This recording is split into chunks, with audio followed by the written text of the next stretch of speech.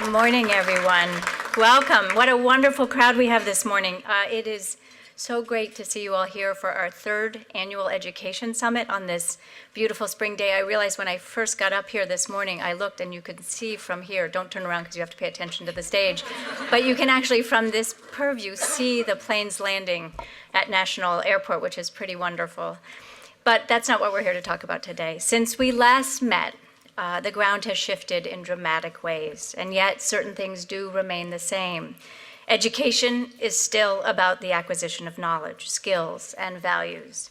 And when President Trump addressed a joint session of Congress 7 weeks ago, he said that education is the civil rights issue of our time.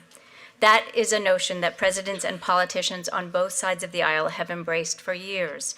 President Obama also called education the civil rights issue of our time. So did George W. Bush, John McCain, Mitt Romney, and Hillary Clinton. And while everyone clearly agrees that all kids deserve a good education, finding ground on how to achieve that is hard. So many debates: school choice, personalized learning, desegregation, vouchers, Common Core. What policies will make the biggest difference for American students, and who should carry them out? Federal, state, or local governments, nonprofits, or private companies. These debates are at the forefront as educators and policymakers navigate the transition between administrations. President Trump and his Education Secretary Betsy DeVos are big advocates for school choice. The president has said that families should be free to choose the public, private, charter, magnet, religious, or home school that is right for them. Beyond that, a clear national education agenda has yet to take shape. And away from the Capitol, states are wrestling with their own agendas. Among many other things, they're trying to figure out how to implement the Every Student Succeeds Act, an effort to close the achievement gaps and provide better opportunities for students most at risk.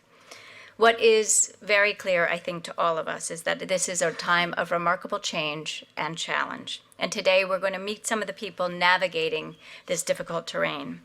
Before we roll, I do want to take a moment to thank our underwriters for making this summit possible, and they are the Walton Family Foundation, the Robert Wood Johnson Foundation, the Bill and Melinda Gates Foundation, and the Lumina Foundation. We're so grateful for your support. And a big thank you to our collaborators from the Hechinger Report. They cover innovation and inequality in education, and the Hechinger team helped us think through so much of the substance of this summit. After all that, I do have a few practical notes for all of you. Please silence your cell phones, but don't put them away. We'd love you to join the conversation on Twitter. We're at AtlanticLIVE, that's one word, and the hashtag is AtlanticEDU. And we also want everybody in this room to be part of the conversation, and we'll take your questions after most of our sessions.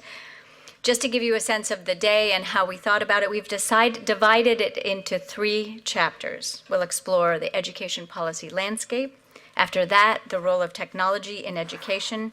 And finally, we'll explore all the ways that schools reflect society.